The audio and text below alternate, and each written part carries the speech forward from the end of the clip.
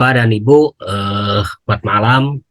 Mudah-mudahan senantiasa sehat walafiat dan terima kasih guru kita Ustadz Babul Ulum, Dr. Muhammad Babul Ulum sudah bergabung dan kita akan melanjutkan diskusi kita, ngaji kita terkait dengan Kitab Sulem. Dan bahan untuk diskusi kita malam ini sudah di-share di grup tercantum pada altanwir.net, itu situs kami, situs LPI, Yayasan Mutahari, yang menyajikan beberapa artikel-artikel yang berbobot terkait dengan ilmiah, dan di sana juga ada artikel-artikel dari guru kita Ustaz Muhammad Babul Ulum. Jadi sambil kita menikmati sajian dari guru kita Dr. Muhammad Babul Ulum, Bapak dan Ibu bisa sambil membaca-baca yang sudah disampaikan dalam grup itu. Nah, sebelum memulai, kita seperti biasa, kita hantarkan dahulu yang pertama untuk Fatihah. Fatihah kita khususkan untuk baginda Nabi Muhammad SAW dan keluarganya yang suci, terutama untuk Sayyidah Fatimah Az-Zahra yang tanggal 20 Jumadil Tsani ini beliau lahir. Mudah-mudahan Allah Ta'ala memberkati kita dengan kelahiran dari Bunda Fatimah. Lahumul Fatihah. A'udzubillahi minasyaitonir Bismillahirrahmanirrahim. Alhamdulillahirabbil alamin arrahmanirrahim maliki yaumiddin. Iyyaka na'budu wa iyyaka nasta'in ihdinas siratal mustaqim siratal ladzina an'amta 'alaihim ghairil maghdubi 'alaihim waladdallin. Fatihah selanjutnya kita khususkan untuk guru besar kita, yaitu Allah Yarham Kiai Haji Dr. Jalaluddin Rahmat dan Ibu Ais Kartini binti Risuhanda, yang nanti pada bulan Rajab atau bulan Februari adalah hari haulnya. Kita hantarkan Al-Fatihah. A'udzubillahi minasyaitonir Bismillahirrahmanirrahim. Alhamdulillahirabbil alamin arrahmanirrahim maliki yaumiddin. Iyyaka na'budu wa iyyaka nasta'in ihdinas siratal mustaqim siratal ladzina an'amta 'alaihim ghairil maghdubi 'alaihim waladdallin. Yang ketiga, kita khususkan Fatihah untuk keluarga kita semua, ibu bapak kita, orang tua, dan mereka-mereka yang punya hajat. Mudah-mudahan Allah Ta'ala mengabulkan. Lahumul Fatihah. A'udzubillahi minasyaitonir Bismillahirrahmanirrahim. Alhamdulillahirabbil alamin arrahmanirrahim maliki yaumiddin. Iyyaka na'budu wa iyyaka nasta'in ihdinas siratal mustaqim siratal ladzina an'amta 'alaihim ghairil maghdubi 'alaihim waladdallin. Allahumma shalli ala sayyidina Muhammad wa ala ali sayyidina Muhammad. Bapak dan Ibu, kita akan kembali untuk belajar bersama guru kita Dr. Muhammad Babul Ulum. Tadi sudah saya baca sekilas terkait dengan catatan dari guru kita Dr. Babul Ulum, dan kita menemukan bahwa itu proses transmisi penyebarannya seperti itu, periwayatannya dari jalur A, B, C-nya sampai kemudian kita ketahui bahwa Sulaim ini semasa dengan Imam Ali bin Abi Thalib karamallahu wajhah. Jadi sumber pertama kalau dalam sejarah itu, hanya saja nanti kan persoalan-persoalannya pada persoalan periwayatannya itu, apa bil makna dan sebagainya, ada teks-teks yang hilang atau enggak dan sebagainya, kan nanti itu persoalan lain. Yang kemarin closing kita adalah bahwa sesuai dengan apa yang disampaikan guru kita, bahwa kitab Sulaim ini adalah kitab pertama terkait dengan sejarah, sumber primer terkait dengan peristiwa-peristiwa yang jarang diungkap dalam catatan-catatan sejarah itu.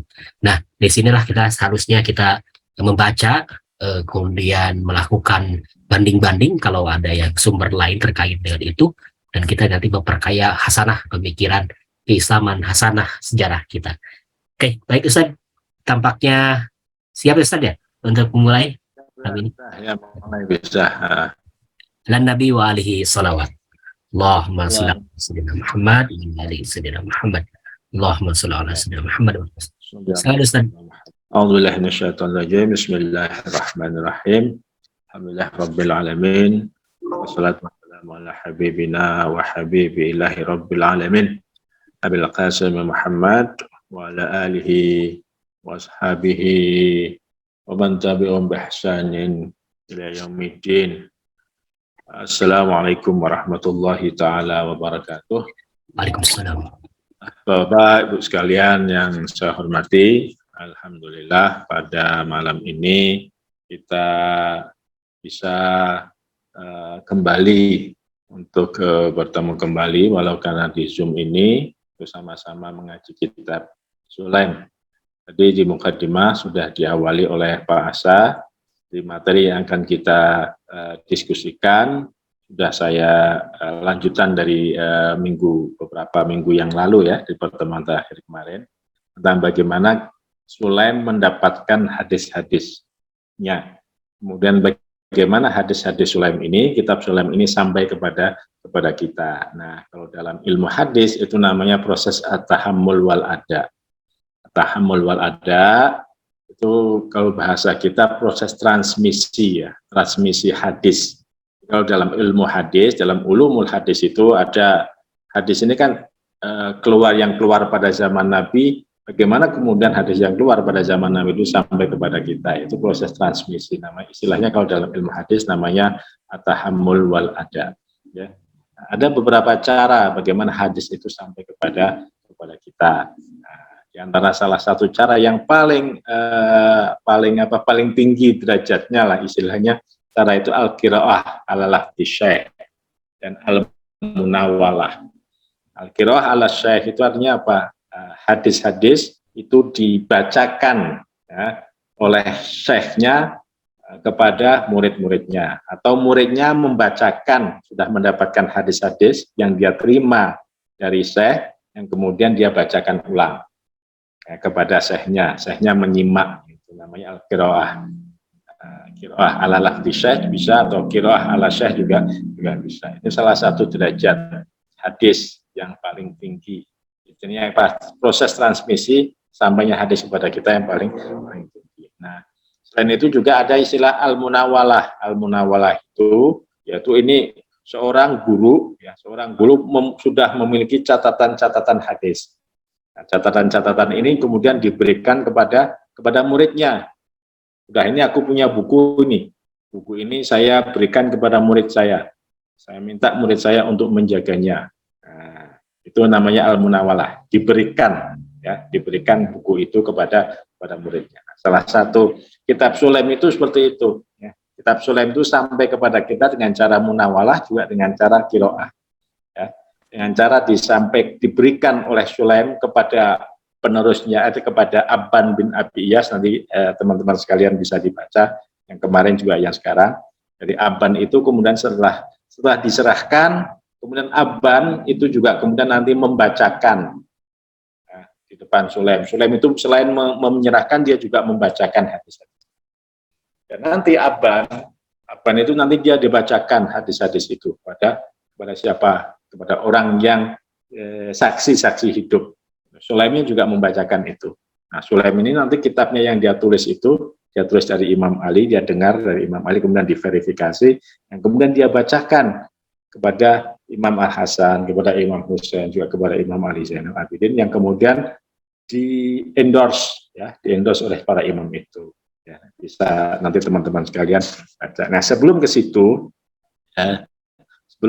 dan ini nanti lebih jauh teman-teman juga bisa membaca, saya ingin mengajak kepada teman-teman sekalian, kenapa kok sebab-sebab kenapa kok kitab Sulaim ini hadis-hadisnya berbeda dengan hadis-hadis yang ada pada umumnya. Ya. Hadis-hadis yang lain itu ada sebabnya itu. Kenapa kok banyak hadis-hadis di dalam ataupun riwayat-riwayat di dalam kitab Sulaim ini berbeda dengan apa yang umumnya termaktub di dalam kitab-kitab hadis pada umumnya, gitu, hadis pada umumnya ya. Hadis pada umumnya ya kitab hadis ya selain Sulaim, kitab kutub sittah ataupun kutub tis'ah. Dan ini sudah pernah ditayangkan kepada Imam Ali oleh Sulaim. Jadi dalam pertemuan yang lalu kan kita sebutkan ya, mungkin saya harap nanti Bapak Ibu sekalian bisa membaca ulang. Kapan Sulaim datang ke Madinah? Sulaim kan lahirnya dia tidak bertemu Nabi, jadi dia adalah tabi'in. Tapi dia kemudian bertemu sahabat. Dia lahir di Najd. Najd itu yang sekarang masuk wilayah Saudi Riyadh sana. Yang dari situlah muncul qarnus syaitan, tanduk setan yang akan merusak ajaran agama. Dari situ juga muncul seseorang yang bernama Sulaim yang menjaga ajaran agama ini. Ya, itu. Jadi ada semacam dualisme lah ya. Ada yang hitam, ada yang putih. Biasa hidup itu seperti itu. Nah, muncul karnus syaitan juga muncul penawarnya daripada karnus syaitan. Itu. Muncul setan juga muncul penawar setan, yaitu Sulaim ini saya. Udah kita jobnya seperti itu aja. Nah, Sulaim inilah yang, nah, Sulaim lahir di situ ya. Kemudian beliau datang ke Madinah pada waktu umurnya sekitar 17 tahun pada masa pemerintahan khalifah yang kedua, yaitu Khalifah Umar ibn al-Khattab. Ketika datang ke Madinah itu, dia bingung nih, kenapa? Apa yang menyebabkan dia bingung? Kok banyak hadis-hadis, banyak berita-berita yang dia terima, umum, ya, berita-berita umum yang dia terima, tapi kemudian berita-berita yang dia terima itu berbeda dengan apa yang dia dengar dari Imam Ali, apa yang dia dengar dari Abu Dzar, apa yang dia dengar dari Salman Al-Farisi. Bukan negeri.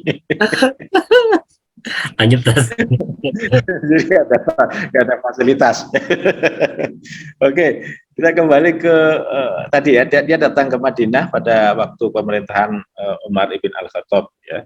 Pada umurnya 17 tahun. Di situ dia mendengar banyak cerita, banyak hadis, banyak berita tentang apa yang terjadi yang berbeda dengan apa yang dia dengar dari Imam Ali, dari Abu Dzar, dari Salman. Sehingga kemudian dia bertanya, dia bingung.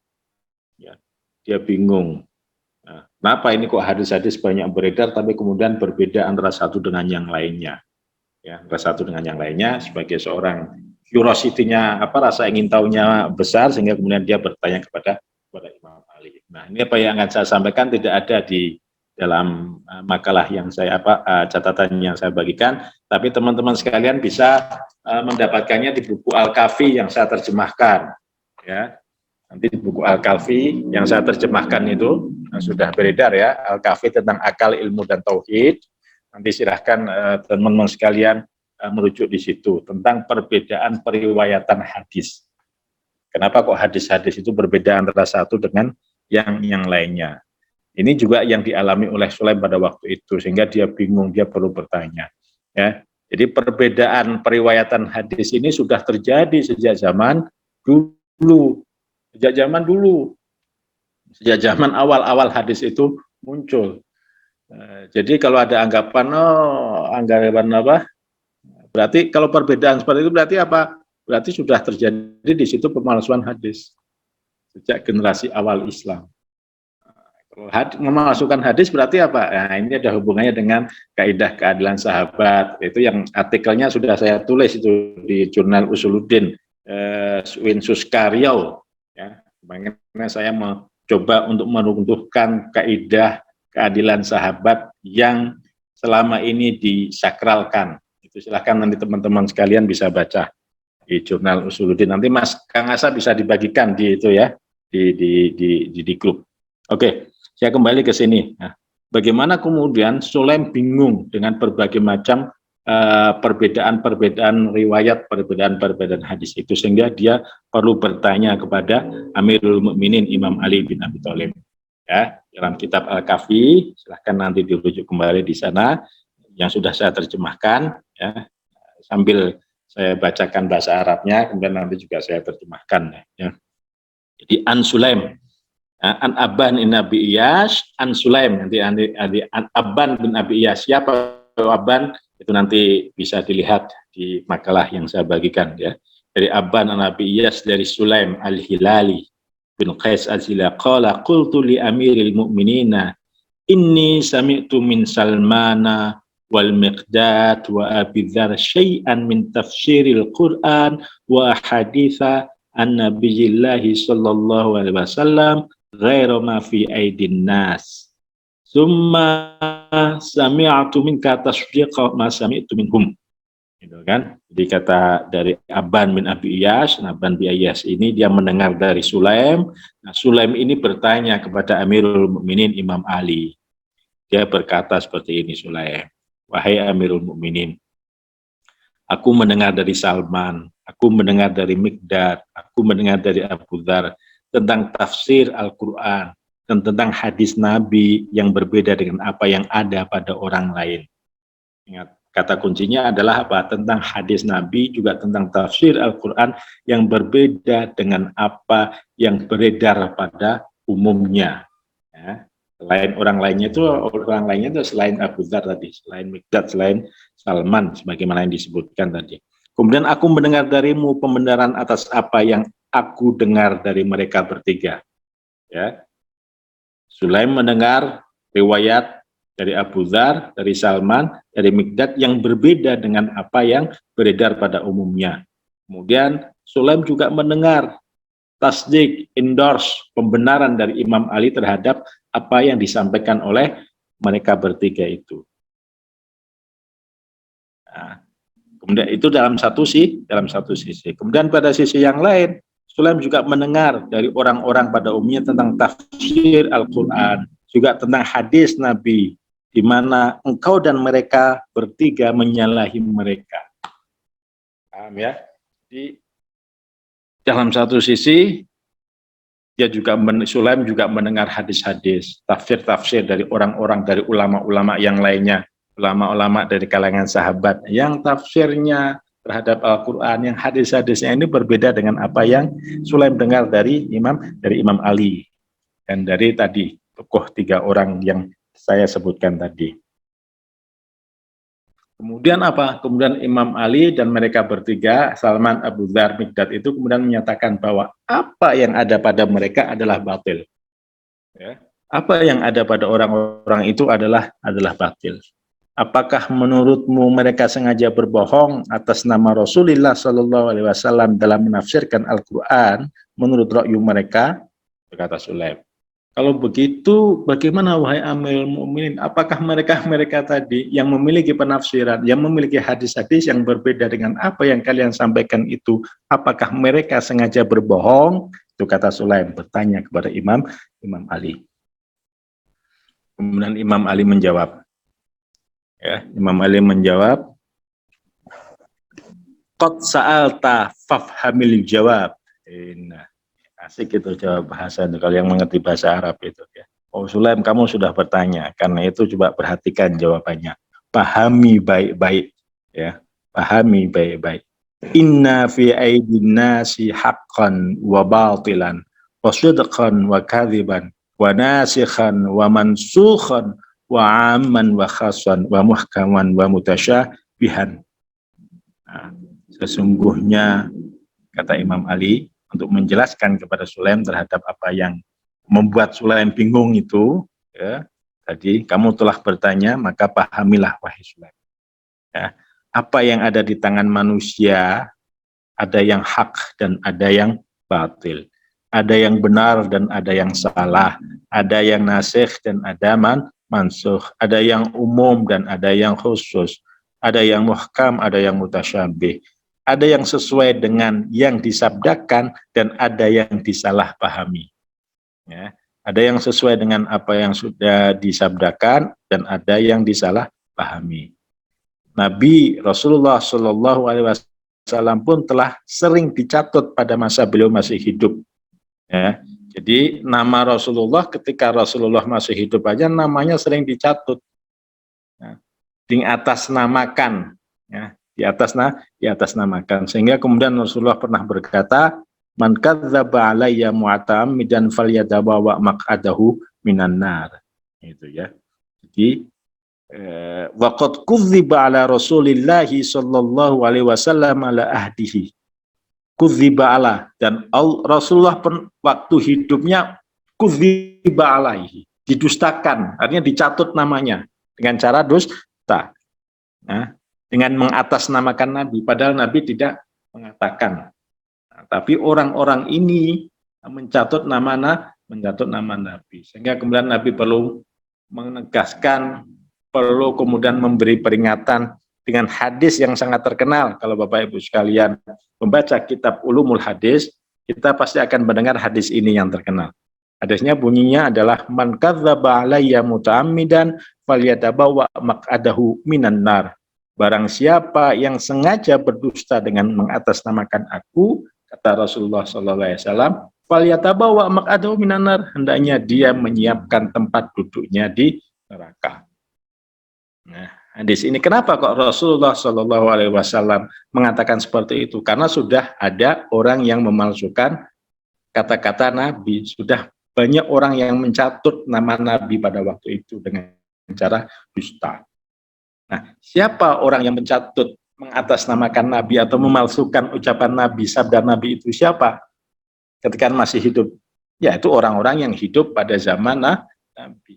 Siapa orang yang hidup pada zaman Nabi? Yaitu mereka-mereka yang di dalam ilmu hadis ataupun di dalam tradisi ilmu keislaman disebut dengan sahabat. Berarti apa? Berarti sahabatlah yang memalsukan hadis Nabi. Itu catat baik-baik Bapak Ibu sekalian ya. Catat baik-baik. Berarti apa? Sahabatlah yang memalsukan hadis Nabi. Ini berdasarkan hadis Nabi ini, man kadzaba alayya muta'ammidan. Ya. Karena Nabi sudah dicatut namanya. Ya. Nabi sudah dicatut namanya, berarti sahabatlah yang memasukkan hadis. Nah, kalau sahabat memasukkan hadis, berarti gimana dengan kaidah keadilan sahabat yang diartikan bahwa yang disebut dengan adilan sahabat itu sahabat berbeda bebas dari pemalsuan hadis. Nah, itulah problem doktrin keadilan sahabat itu di situ. Ya, problem keadilan sahabat di situ. Maka silakan teman-teman sekalian baca lebih lanjut di Al-Muawiyat saya ataupun di artikel saya yang saya tulis di Winsuska itu. Di situ saya mencoba untuk meruntuhkan doktrin keadilan sahabat dan mencoba untuk meredefining kriteria sahabat, membuat definisi ulang tentang sahabat. Ya. Dan itu juga dasarnya adalah Al-Quran dan juga hadis Nabi. Oke, kembali ke sini.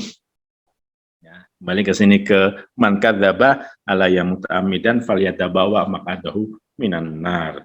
Gitu ya. Jadi kenapa Nabi mengatakan begitu? Karena sudah ada yang berdusta dengan mengatasnamakan Nabi. Itu kan, sehingga Nabi belum mengatakan seperti itu. Ya. Kemudian Imam Ali meneruskan, ya. Wa innama atakumul hadits min arba'atin laysa lahum khamis. Rajulun rajulin munafiqin yudhirul imana mutasanni'in bil islami la yata'athamu wa la yataharraju ayyakdziba ala Rasulillahi sallallahu alaihi wasallam muta'ammidan.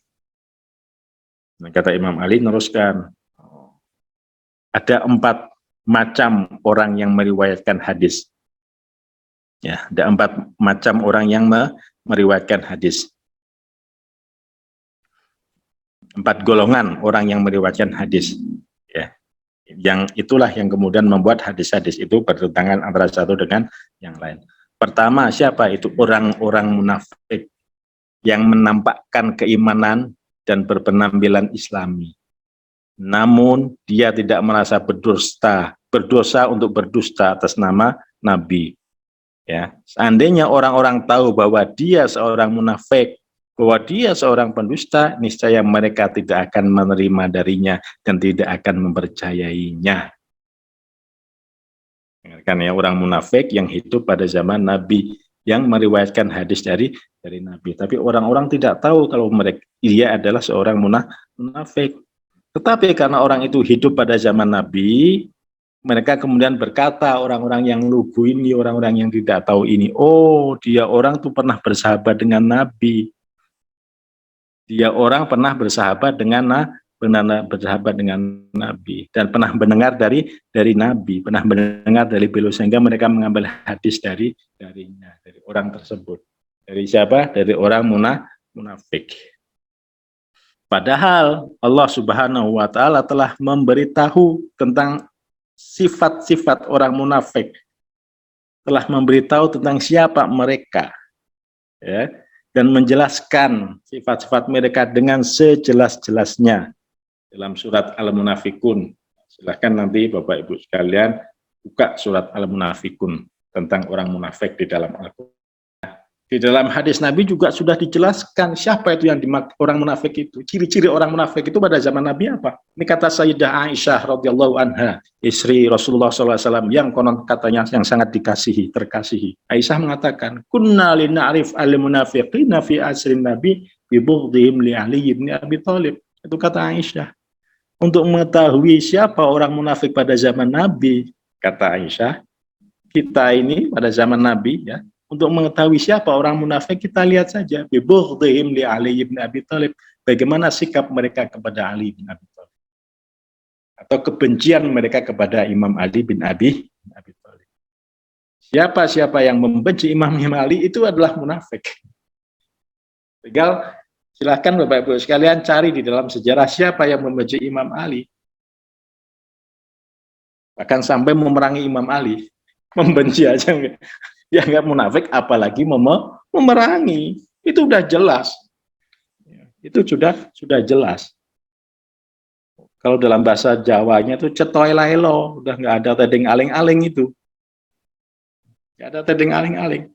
Nah, tapi karena mereka kemudian, ini dia di persoalan lain itu, silakan baca di Al-Muawiyah. Kita kembali ke sinilah ini terkait orang munafik yang meriwayatkan hadis. Jadi satu siapa? Itu orang munafik yang meriwayatkan hadis. Tapi karena mereka hidup pada zaman Nabi, karena mereka kemudian mendengar dari Nabi, akhirnya kemudian orang-orang menganggap, oh dia adalah sahabat Nabi. Padahal dia adalah orang munafik, ya, yang mengatasnamakan Nabi atau mencatut nama Nabi. Alladzi kadzdzaba ala Rasulillahi sallallahu alaihi wasallam. Ya. Nah, kemudian orang munafik ini apa? Mereka hidup setelah Nabi. Ya, setelah Rasulullah mereka hidup, kemudian mereka mendekat kepada para penguasa sesat dan penganjur kepada neraka dengan kemalsuan dan kebohongan. Ya, orang-orang munafik itu nanti kemudian ya, mendekat kepada penguasa. Atau juga ada orang-orang munafik yang kemudian menjadi penguasa. Ya. Nah, akhirnya kemudian mereka kemudian nanti apa? Ya, menyebarkan dusta-dusta itu, menyebarkan kebohongan itu. Nah, atau kalau seandainya dia bukan penguasa, dia akan mendekat kepada penguasa. Nah, para penguasa itu kemudian memberikan jabatan dan kekuasaan pada orang-orang munafik tadi, ya, memberikan jabatan dan kekuasaan. Nah, dengan kekuasaan itu mereka kemudian mengeruk harta dunia. Sedangkan manusia pada umumnya senantiasa cenderung mentaati para penguasa dan cinta dunia, kata Imam Ali, kecuali yang dilindungi oleh Allah Subhanahu wa Ta'ala. Inilah satu dari 4 golongan itu. Ya, golongan al-munafikun yang mendekat kepada penguasa. Ya, karena itu teori saya dalam buku saya Al-Muawiyah, apa teori saya? Teori saya adalah mereka yang kemudian hadis-hadisnya terkenal, hadis-hadisnya dianggap sahih, itu hadis-hadis yang apa? Yang mendukung kebijaksanaan penguasa. Semakin dekat seorang perawi dengan penguasa, maka akan semakin tinggi derajat kefiqahan dia, yang nanti berimplikasi pada kaidah atau kesahihan hadis yang dibawakan. Semakin jauh dari kebijakan penguasa, maka semakin siapa dalam sejarah kita, dalam sejarah umat Islam pada umumnya, mereka atau perawi-perawi yang mendekat kepada penguasa itu. Nah, sebenarnya sudah terang benderang, lagi sudah cetoy loelo itu, ya. Siapa mereka itu? Nah, itu model orang pertama yang meriwayatkan hadis. Model yang kedua, rajulun sami'a min Rasulillahi sallallahu alaihi wasallam syai'an lam yahmilhu ala wajhihi wa wahima fihi wa lam yata'ammad kadziban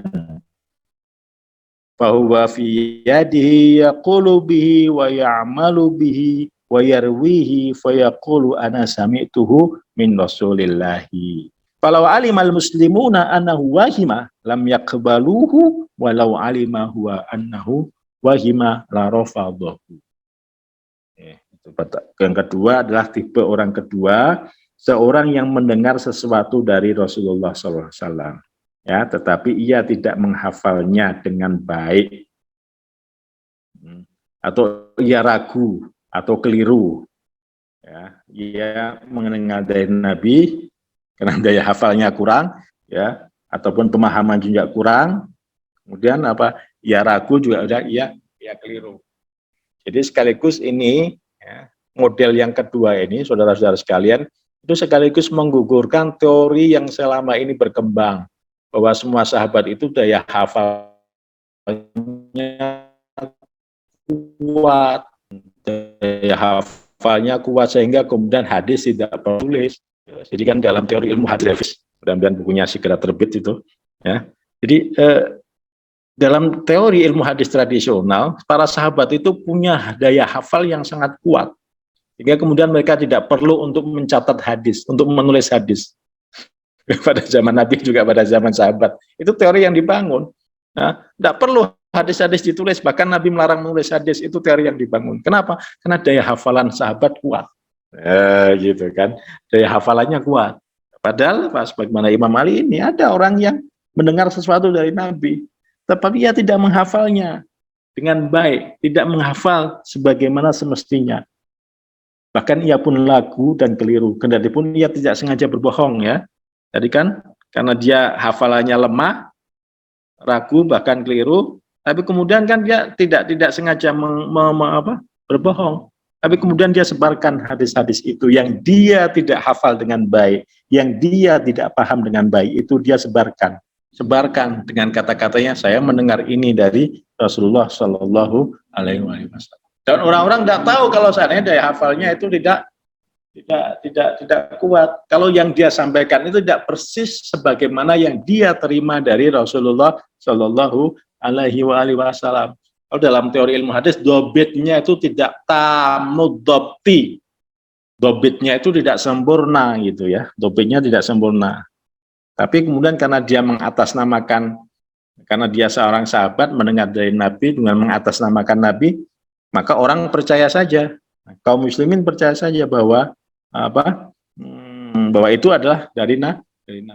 Padahal sekiranya orang-orang itu tahu bahwa dia tidak kuat hafalannya, bahwa dia ragu, misalnya orang pada umumnya kaum muslimin tidak akan menerima dan tidak akan membenarkan apa yang dia sampaikan. Bahkan sekiranya tahu kekeliruan orang tersebut di dalam meriwayatkan, pasti tidak akan ditolak riwayat-riwayatnya. Tapi tidak. Kenapa? Ya, karena sekali lagi pandangannya, oh dia sahabat Nabi. Ya, itu orang yang tidak sengaja berdusta, ya, menyampaikan sesuatu yang tidak sebagaimana disampaikan oleh Nabi, tapi tidak sengaja. Tapi itu kemudian diterima ya, oleh orang-orang pada umumnya. Itu. Di model yang kedua. Nah, model yang ketiga, rajulun salif. Sami'a min Rasulillahi syai'an amara bihi tsumma anhu wa huwa la ya'lam. Aw sami'ahu yanha an syai'in tsumma amara bihi wa huwa la ya'lam. Fahafidhu mansukhahu wa lam yahfadhin nasikh. Ini tentang nasikh mansukh ya. Kemudian yang ketiga adalah seorang yang mendengar ucapan Rasulullah SAW ketika beliau memerintahkan sesuatu, tetapi kemudian di saat lain Nabi membatalkan perintah itu, bahkan mengeluarkan larangan, bukan perintah ya. Pada waktu Nabi mengeluarkan perintah, tapi kemudian di waktu yang lain kemudian Nabi membatalkan perintah itu, bahkan mungkin mengeluarkan larangan terhadap perintahnya yang pertama. Sedangkan orang tadi yang meriwayatkan tidak mengetahui bahwa apa yang diperintahkan itu sudah dibatalkan.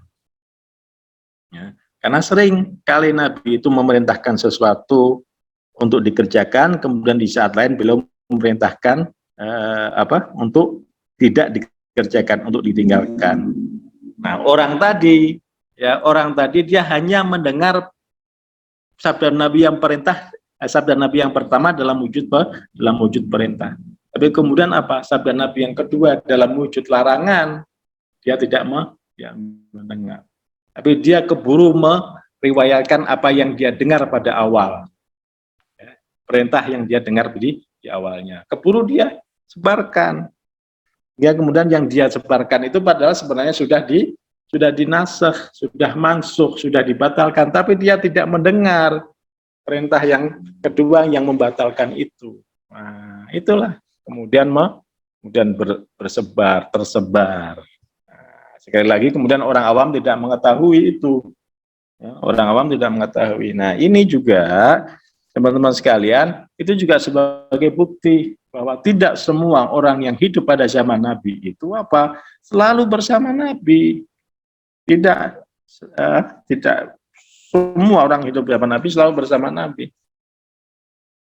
Sehingga kemudian kalau ada anggapan bahwa semua hadis yang berasal dari mereka yang hidup pada zaman Nabi, para sahabat itu diterima, ya perlu diuji ulang. Ya, perlu dikaji ulang. Ya, itu orang yang model yang ketiga. Kemudian model yang keempat, kata Imam Ali, wa akhar rabi.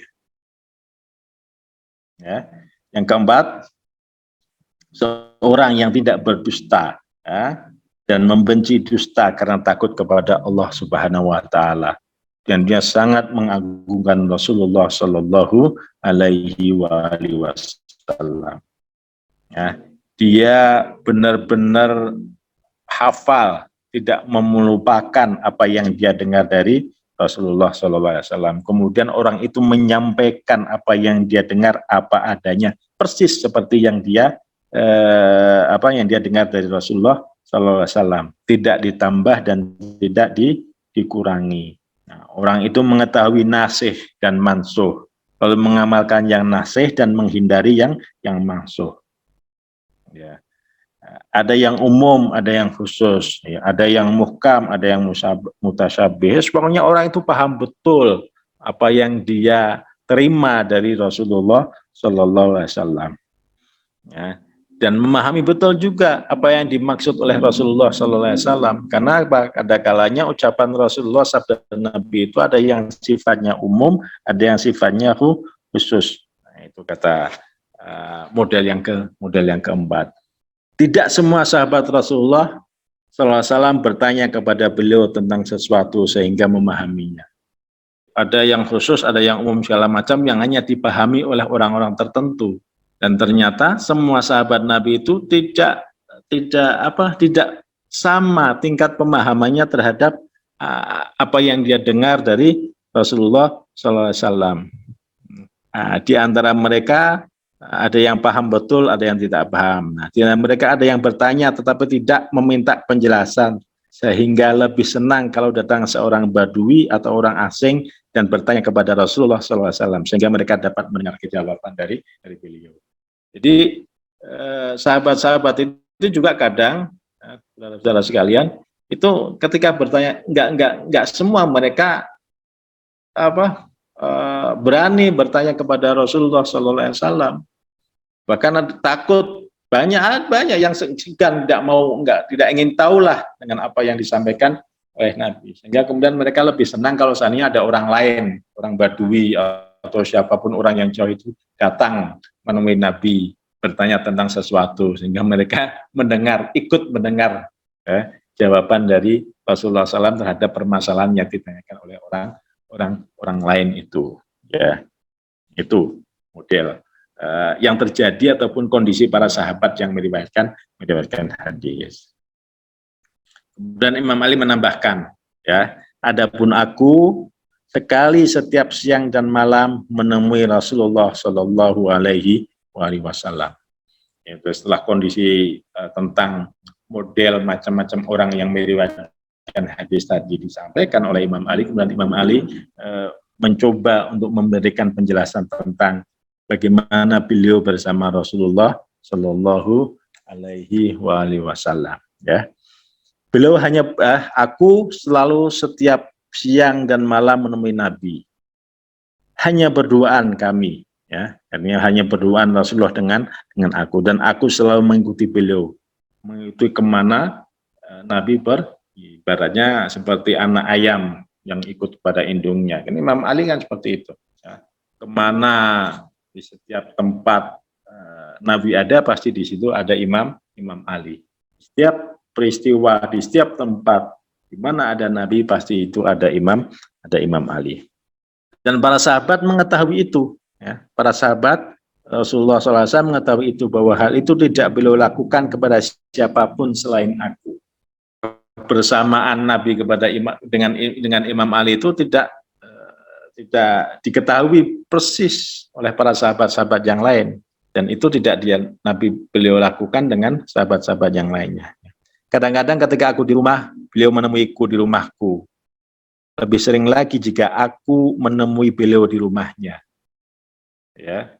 Jadi rumahnya Rasulullah dengan rumahnya Imam Ali berbeda. Kadang Rasulullah yang menemui Imam Ali, atau lebih seringnya Imam Ali yang bertemu Rasulullah SAW. Ya, jika aku menemui beliau di rumahnya, beliau ingin berduaan denganku dan mempersilahkan istri-istrinya meninggalkanku sehingga tidak ada siapapun selain aku.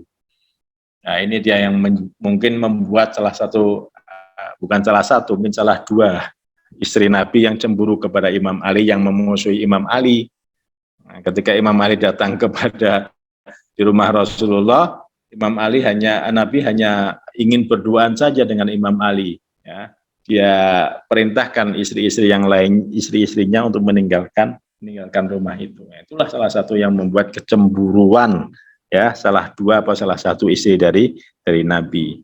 Ya. Sehingga kemudian ada sebuah ungkapan, ya,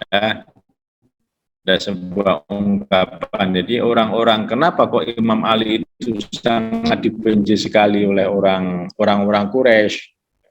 Kenapa? Ya, karena itu nanti akan di artikel, ya, tulisan yang saya bagikan itu disebutkan situ. Dhaghain fi suduri aqwam, ya, kebencian di dada kaum yang mereka tidak menampakkannya kecuali sepeninggal Nabi. Nah, orang Quraisy yang tidak beriman atau yang masih kafir atau yang munafik membenci Imam Ali karena Imam Ali lah yang membunuh jawara-jawara ataupun pahlawan-pahlawan yang tak terkalahkan dari bangsa Quraisy. Nah, sementara orang-orang yang beriman, orang Quraisy yang mengaku Islam, di bibirnya mereka iri terhadap keutamaan ataupun keistimewaan yang dimiliki oleh Imam Ali, sebagaimana tadi yang kita bacakan, ya. Imam Ali mendapatkan keistimewaan yang sedemikian rupa yang tidak didapatkan oleh para sahabat Nabi, bahkan oleh istri-istrinya Nabi.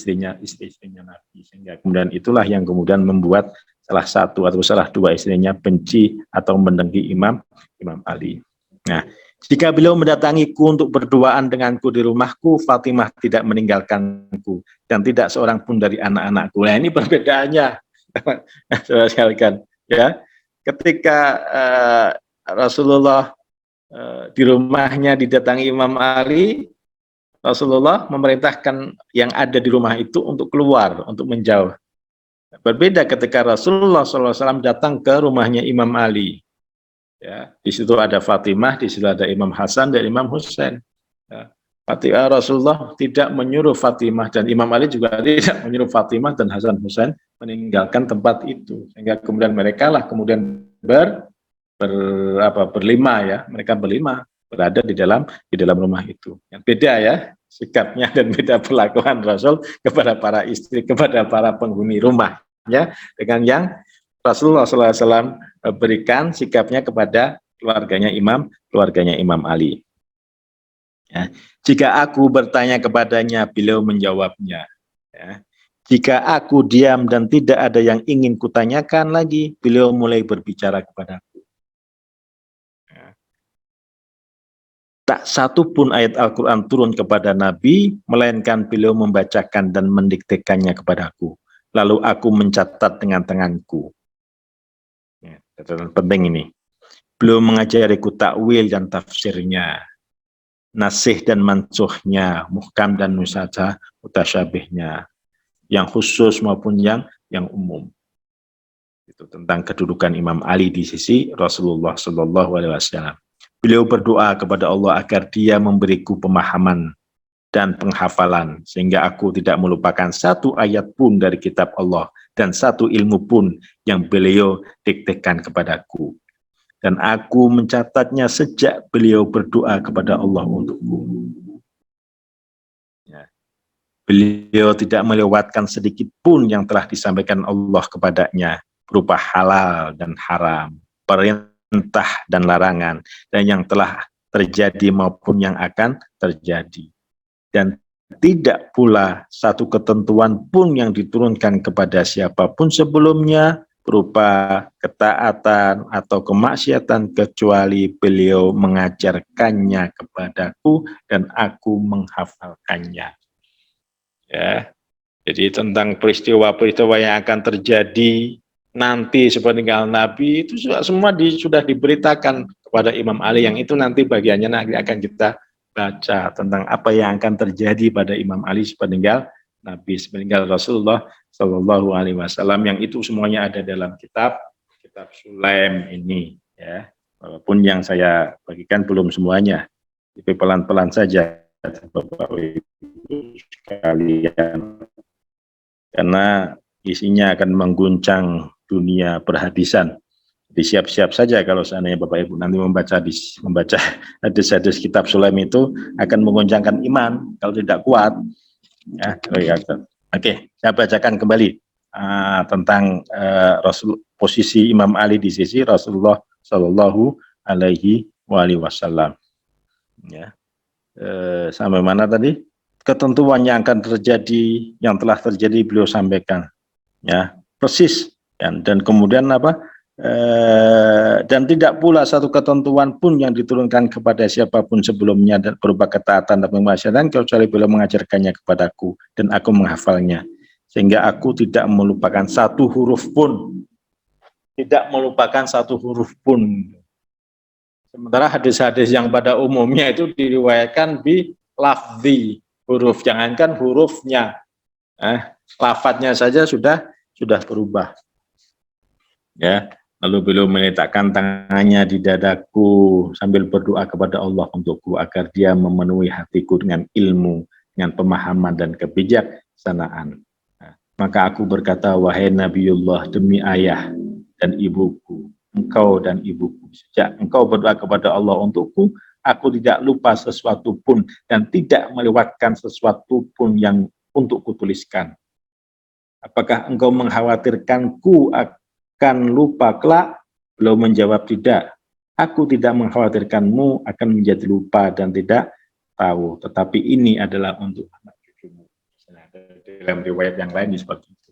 Artinya kan gini, Rasulullah SAW setiap kali beliau menerima wahyu, menerima ilham atau menerima apapun, dia mengajarkan kepada Imam Ali kemudian mencatat apa-apa yang beliau dengar dari Rasulullah SAW.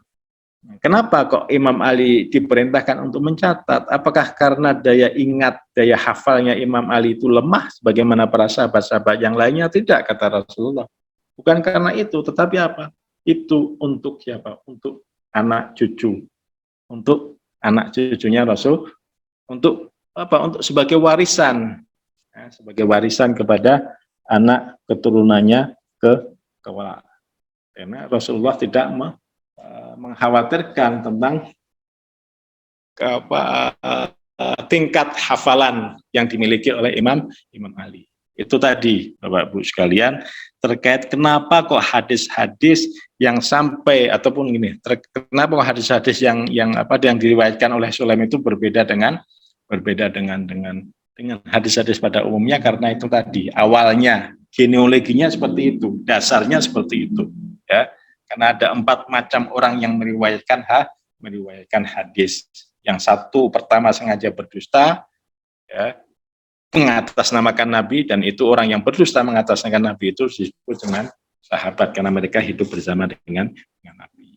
Nah, itu ya genealoginya, sebab-sebabnya riwayat-riwayat itu bertentangan antara satu dengan yang lainnya. Nah, kita kembali kepada apa yang saya bagikan, ya, kepada kitab Sulaim itu loh, bagaimana kemudian Sulaim setelah mendengar dari Nabi, kemudian bagaimana itu di catatan yang lalu juga mungkin saya sudah bagikan apa yang dilakukan oleh Sulaim, gitu kan.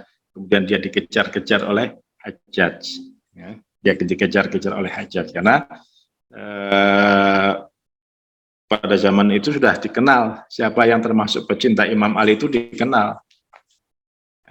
Orang Imam Ali pada zaman Hajjaj, ya, pada zaman Muawiyah dikejar-kejar mereka. Nah, termasuk adalah Sulaim, apalagi yang dikenal dengan orang yang setia dengan Imam Ali yang disebut dengan Syiatu Ali. Ya. Nah, Sulaim itu pindah-pindahkan dari Suriah, Damaskus, pindah-pindah sampai kemudian dia karena dikejar-kejar oleh Hajjaj sampai kemudian menghindarkan, lari sampai ke Persia, di daerah namanya Nubanjan di daerah Persia, ya, dan keluar dari Irak. Nah, ia tinggal serumah dengan Abban. Abban bin Abi Iyas. Abban bin Abi Iyas inilah orang yang pertama kali mendapatkan kitab Sulaim secara munawalah maupun secara kiroah. Tentang munawalah dan kiroah tadi di awal sudah saya jelaskan. Ya. Kata Abban yang menceritakan bagaimana pertemuan dia dengan Sulaim. Ya. Ya, ketika Sulaim lari menghindar dari kejaran hajat, ia tinggal serumah dengan kami, dengan Abban. Ya. Sebelumnya aku tidak pernah melihat orang yang paling berwibawa, orang yang paling berijtihad, semangat hidup, atau orang yang paling bersedih terhadap dari dirinya sendiri. Ya. Pokoknya lah segala orangnya sangat berwibawa dalam pandangan Abban Sulaim itu. Tidak ada kata-kata yang bisa menggambarkan kewibawaan Sulaim. Ya, kecuali yaitu yang disampaikan tadi. Kata-katanya seperti itulah. Ya. Tidak juga aku pernah melihat orang yang paling membenci ketenaran dirinya sendiri darinya. Ya. Biasanya kan orang kan selfie dalam zaman sekarang, mungkin dalam zaman sekarang lah narsis lah ya, ingin tampil diri gitu kan, ingin menonjolkan dirinya. Nah, Sulaim itu bukan tipe orang seperti itu. Justru dia tidak ingin tampil, tidak suka dirinya terkenal. Itu Sulaim, model-model Sulaim itu seperti itu.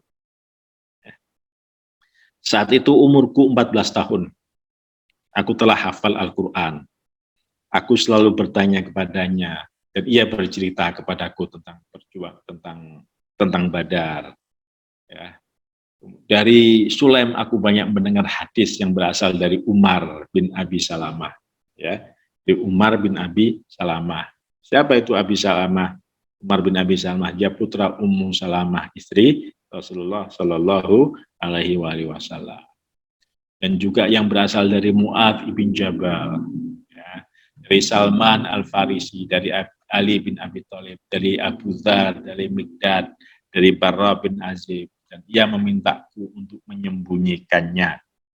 Ya, kan? Jadi kata Abban, banyak mendengar tadi, banyak dibacakan, ya, bukan hanya sekedar munawalah. Ya. Banyak mendengar cerita-cerita yang dia dengar dari Sulaim bin Qais, yang Sulaim mendengarnya dari Ali bin Abi Thalib, dari tadi nama-nama sahabat-sahabat yang sangat terkenal. Ya. Ya. Kemudian setelah Abban melanjutkan kisahnya, ya, tidak lama setelah itu kemudian ajal menjemputnya, ya, kata Abban. Sesaat sebelum meninggal ia memanggilku. Tidak ada orang lain selain kami berdua. Ia mulai berkata. Coba kita perhatikan ya laporan dari Abban ini. Bagaimana gentingnya kondisi pada waktu itu.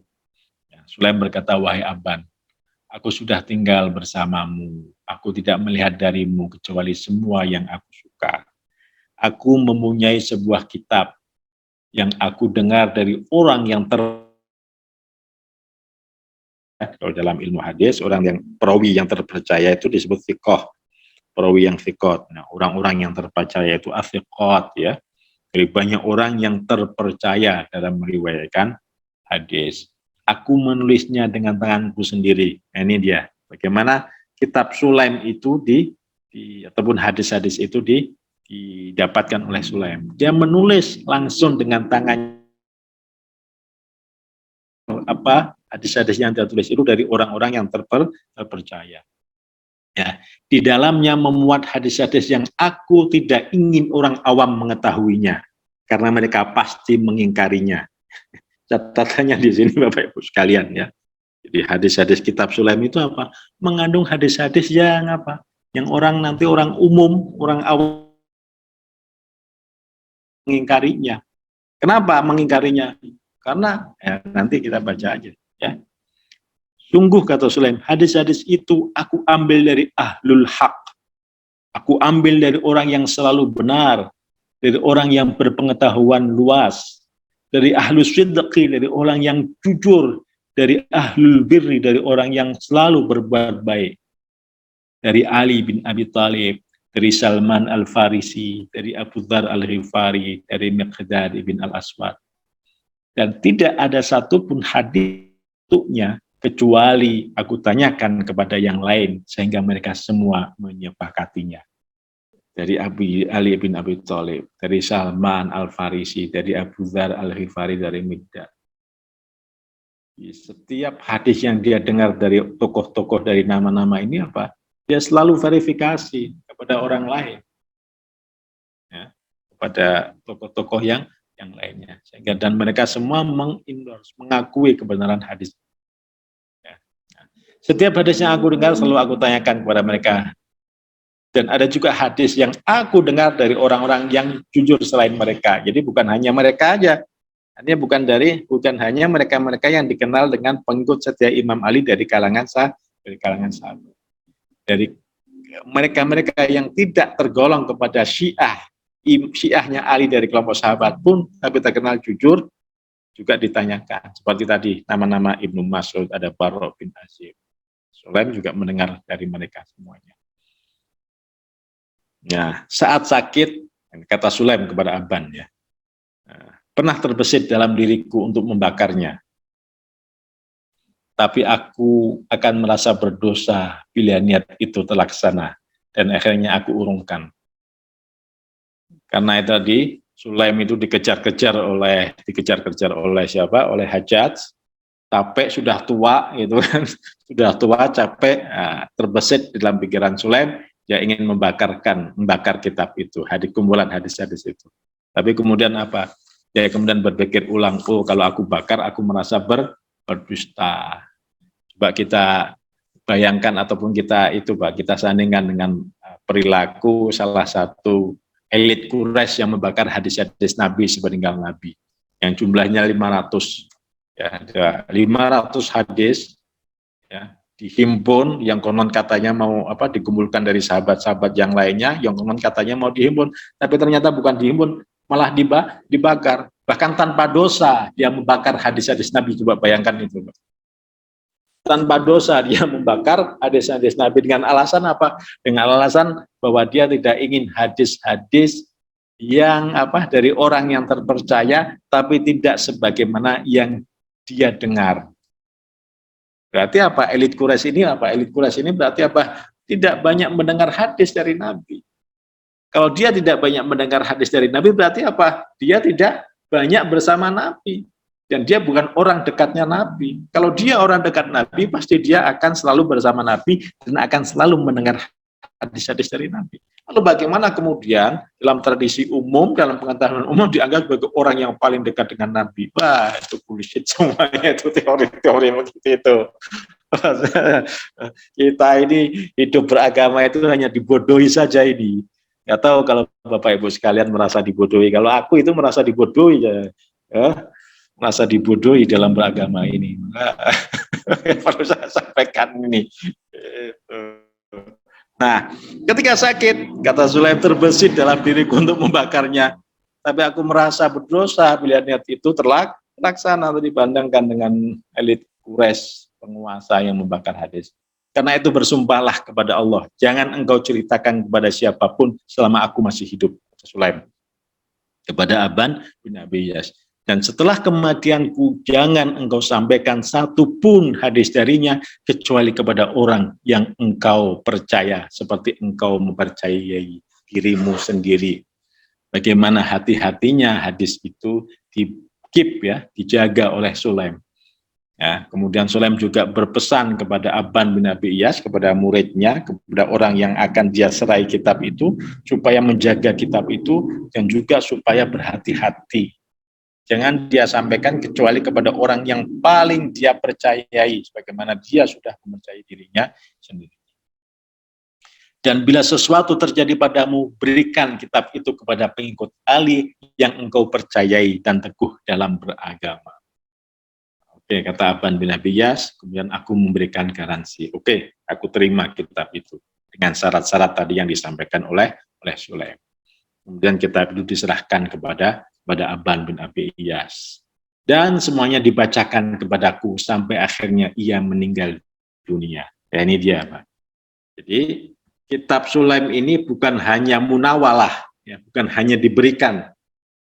Ya, bukan hanya diberikan, sudah terhimpun dalam satu lembar atau satu buku lah ya, katakanlah sudah menjadi buku, mungkin belum buku seperti yang buku itu hari ini, mungkin ya baru mungkin lembaran-lembaran saja lah, sudah terkumpul baina dafatain, kemudian diserahkan kepada Sulaim, itu namanya munawalah ya, diserahkan dari guru kepada muridnya, munawalah. Selain munawalah, itu juga qiraah, juga dibacakan oleh Sulaim satu persatu, per huruf, bahkan mungkin per huruf dibacakan sehingga terjadi qiraah, munawalah dan qiraah. Itu kalau dalam transmisi hadis, suatu bentuk yang paling tinggi dalam periwayatan hadis, dalam teori at-tahammul wal ada, langsung dibacakan oleh gurunya kepada murid-muridnya. Nah, setelah Sulaim meninggal, singkat cerita gitu kan, setelah Sulaim meninggal, kemudian apa? Buku itu ada di Abban bin Abi Iyas. Abban itu kemudian apa? Dia juga membacakan kitab itu kepada orang yang dia percaya, Hasan Basri. Ya, Hasan Basri. Dan sebelum dia bacakan kepada Hasan Basri siapa Hasan Basri? Mungkin teman-teman sekalian pernah dengar nama Hasan Basri atau nama Rabi'ah Adawiyah.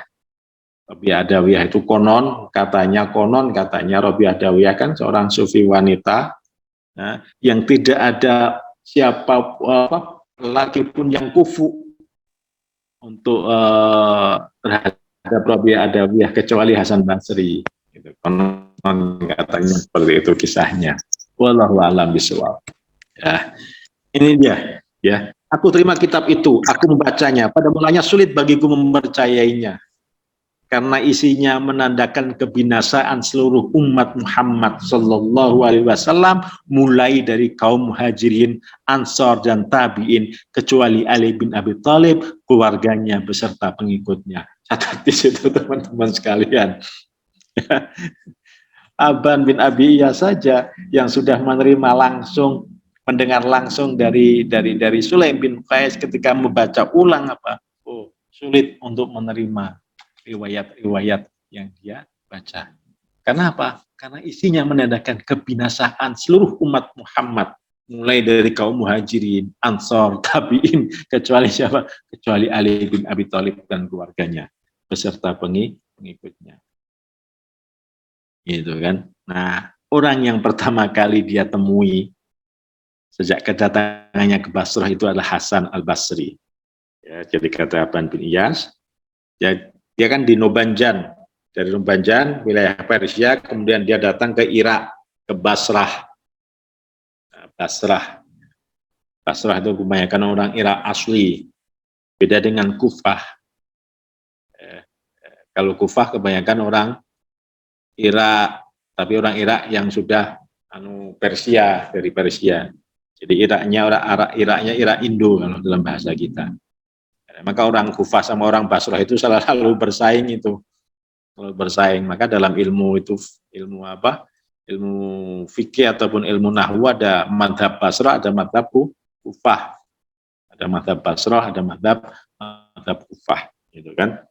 Nah, orang yang pertama ditemui adalah kedatangannya ke Basrah itu Hasan bin Abi Al-Hasan Al-Basri. Nah, saat itu Hasan Basri itu juga sembunyi dari kejaran Al-Hajjaj. Hasan Basri pada waktu itu sama seperti Sulaim. Ya, dia juga dikejar-kejar oleh Al-Hajjaj. Nah, saat itu Hasan Basri juga dikejar-kejar oleh Hajjaj, lari dari persembunyian, dari kejaran Al-Hajjaj. Nah, kata Abban bin Abi Iyas, ini orang satu nasib, sepenanggungan kan, sama-sama buronannya Al-Hajjaj. Jadi kayaknya ini orang yang terpercaya dari Syiahnya Imam Ali dalam pandangan Abban bin Abi Iyas. Apa memang pada waktu itu pendukung setianya Imam Ali. Ya, ia sangat menyesal karena tidak ikut bergabung dengan Ali pada perang Jamal. Ya artinya menunjukkan penyesalannya karena dia ikut Hasan Basri itu menunjukkan penyesalan karena dia ikut Imam Ali dalam perang Jamal. Nah, di pojok timur rumah Abu Khalifah Al-Hajjaj bin Abi Etab Ad-Dailami, aku menyingkir hanya kami berdua. Biasa mojok ngopi sambil ngopi lah mungkin ya dalam bahasa kita sekarang, ngopinya di pojokan sana ya. Kepadanya aku tunjukkan kitab Sulaim, ia menangis lalu berkata, ya, tidak ada hadis yang termuat kecuali semuanya benar. Aku telah mendengarnya dari pengikut Ali yang terpercaya dan juga dari yang lainnya. Nah, itu dia kata Hasan Basri itu ya. Semua setelah dibacakan ya, setelah mojok tadi sambil ngopi mungkin minum kopi sambil apa mungkin ya makan surabi ya kalau ada surabi makan bakso, makan indomie, kalau mahasiswa makan indomie di warung mie, kalau Ciputat di warung Mindo itu warung mie yang biasanya penjualnya orang-orang dari Kuningan atau dari Majalengka. Ciputat itu.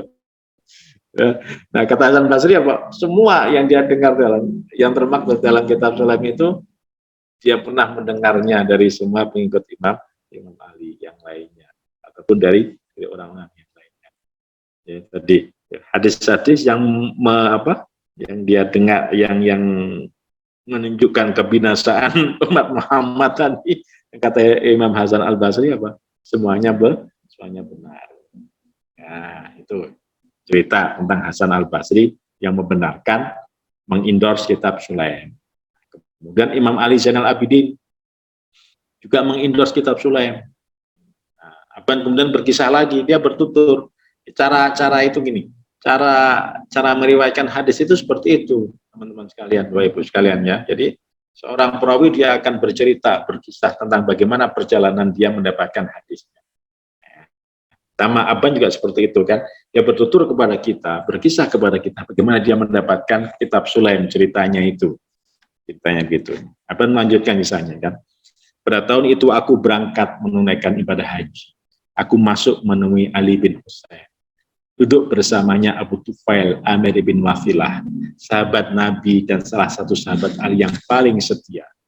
Di situ aku juga bertemu dengan Umar bin Abi Salamah, putra Ummu Salamah, istri Rasulullah Shallallahu Alaihi Wasallam. Itu di situ ada namanya Abu Tufail Amir bin Wafilah al-Asqam.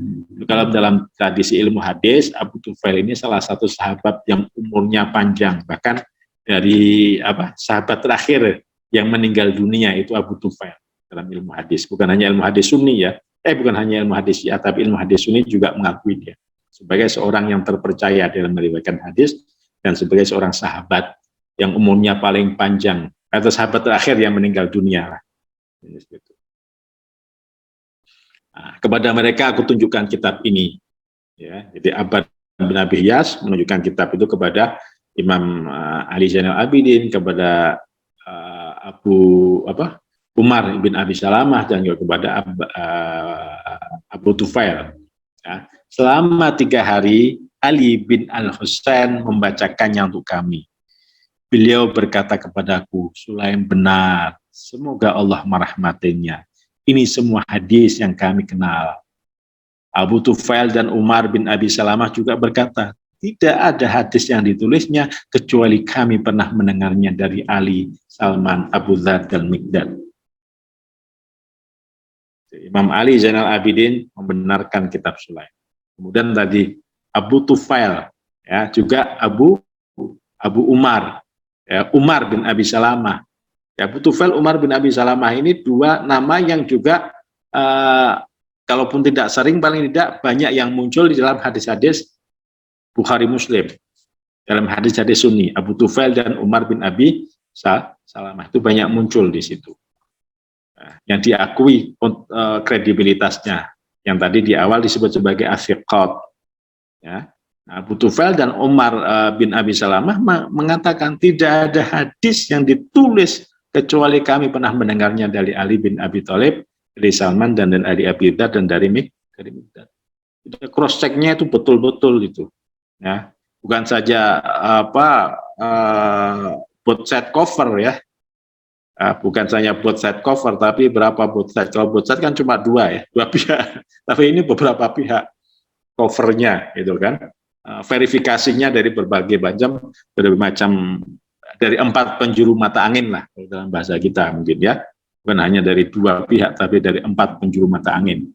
Bukan hanya dari 2 penjuru mata angin kanan dan kiri, tapi dari 4 penjuru mata angin.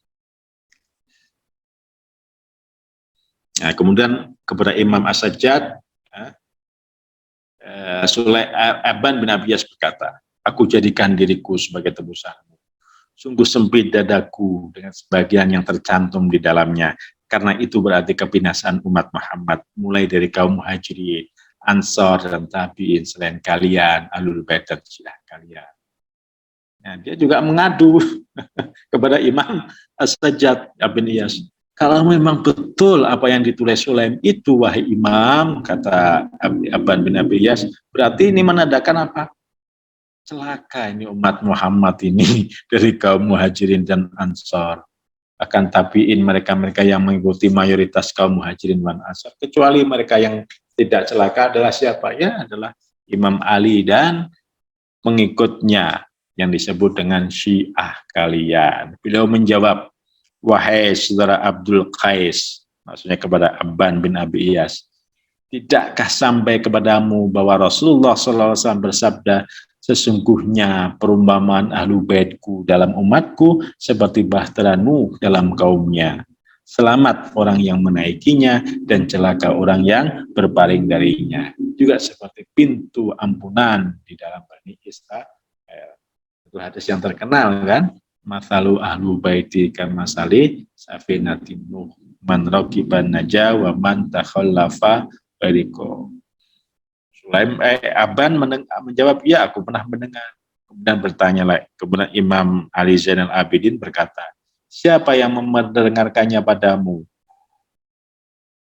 Aban kan tadi mendengar, ya mendengar. Lalu dengar dari siapa? Kata Imam As-Sajjad.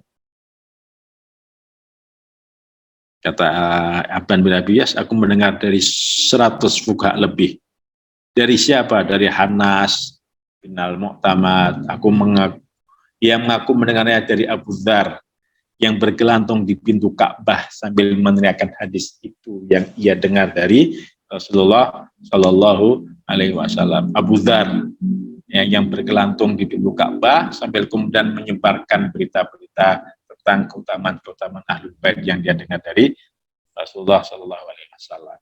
Yang karena sebab itulah Abu Dzar itu nanti diasingkan karena tidak mengikuti perintah khalifah. Perintah khalifah, perintah penguasa pada waktu itu apa? Jangan menyebarkan hadis-hadis yang tidak beredar pada masa-masa sebelumnya. Abu Dzar itu mungkin pada Abu Dzar bergelantung di pintu Ka'bah itu pada masa kekhalifahan Utsman bin Affan, pada masa khalifah yang ketiga. Pada masa khalifah yang ketiga, karena dia melihat ini agama sudah sedemikian jauh menyimpang dari apa yang diajarkan oleh Rasulullah SAW, sehingga kemudian tadi di atas kita temukan tentang kebinasaan umat Muhammad. Nah, Abu Dzar ingin mengembalikan itu dengan menyebutkan apa? Menyebutkan keutamaan Ahlul Bait. Salah satunya hadis yang dia sampaikan adalah tadi masalu Ahlul Baiti karena sari safi apinu. Nah, di situ kemudian ada mata-mata, ya mata-matanya itu adalah ini siapa? Marwan bin Hakam. Marwan bin Hakam laporlah kemudian kepada Khalifah Utsman. Dilarang Abu Dzar untuk meriwayatkan hadis-hadis itu, tapi masih terus meriwayatkan hadis-hadis itu. Hingga kemudian mungkin karena berisik, mungkin begitu agak kuat telinganya Khalifah, sehingga kemudian Abu Dzar diasingkan ke Rabadah. Itu mungkin kalau Bapak Ibu sekalian pernah baca bukunya Allah Yarham ya tentang apa? Lupa saya. Yang kecil itu apa judulnya itu, Pak? Menggapai Taman Surga ya. Buku yang kecil itu, Menggapai Taman Surga itu ada itu tentang kisah Abu Dzar ya, yang dimata-matai oleh jasus, oleh mata-matanya penguasa. karena dia tidak boleh meriwayatkan hadis-hadis tentang keutamaan ahlul bait. Nah, dari siapa kamu mendengar hadis itu? Kata itu dari Abu Dzar. Dari siapa lagi? Dari Hasan bin Al Hasan Al Basri. Bahwa ia mendengarnya dari Abu Dzar juga, dari Miqdad Al Aswad, dari Kindi Miqdad bin Al Aswad Al Kindi, dan dari Ali bin Abi Thalib. Dari siapa lagi? Sebutkan nama-nama. Nama-nama mereka-mereka yang terkenal sebagai athiqat, sebagai orang-orang yang terpercaya di dalam meriwayatkan hadis.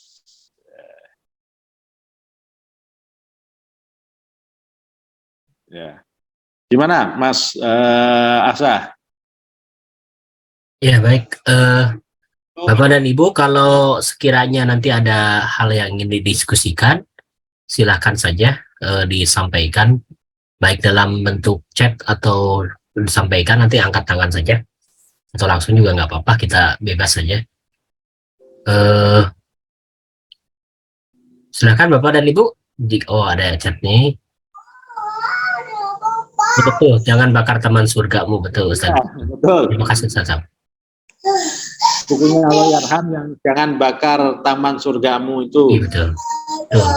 Ceritakan tentang bagaimana Abu Dzar ketika dia bergelantung di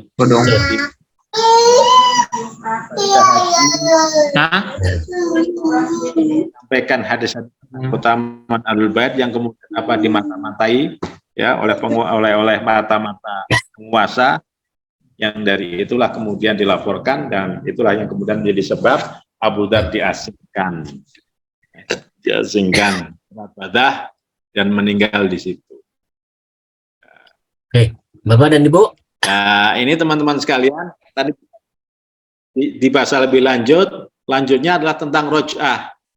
Iya. Ya, nanti di halaman berikutnya itu tentang roj'ah. Nah, saya akan bacakan ini tentang roj'ah. Roj'ah itu apa? Roj'ah itu kembalinya roh pada jasad yang awal, yang kemudian akan terjadilah di situ penghakiman. Nah, itu salah satu keyakinan di dalam Syiah yang sebenarnya tidak begitu maksudnya ya. Artinya tidak seheboh tentang khilafah. Tidak seheboh tentang khilafah. Tetapi roj'ah ini akan terjadi di mana? Nah, itu yang menjadi perdebatan di situ. Apakah roj'ah itu nanti terjadinya setelah hari kiamat di alam akhirat nanti atau di dunia ini?